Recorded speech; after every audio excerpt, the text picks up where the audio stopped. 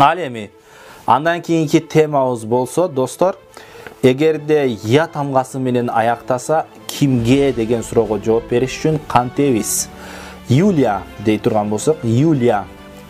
Эми Юлияга деш үчүн орус тилинде га деген мүчөнү кошуу үчүн, Юлияга деп айтыш үчүн этегиндеги я тамганы еге өзгөртөбүз. Мисал үчүн Юлие, Юлие. Янын алып туруп эле ордуна е тамгасын кошобуз. Юлия.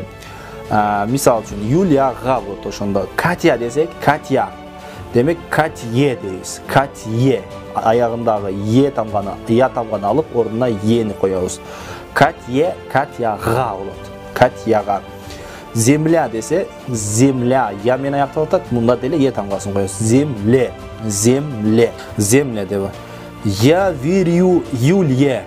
Демек, я верю Юлие. Мен Юлияга ишенем. Я верю Юлие. Я сказала Юлие. Мен Юлияга айттым. Юлияга айттым дейбиз. Мен Катяга чалдым десек, демек Катя этегиндеги я тамганы алып ордуна е деген тамганы коебуз дедик. Я позвонила Катье. Я позвонила Катье.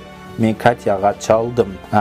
Жерге нымдуулук керек десе, земле дейбиз да. Земле десе, жерге, эмнеге, жерге. Земле нужна влага. Жерге нымдуулук керек. Жерге нымдуулук керек деп айтты.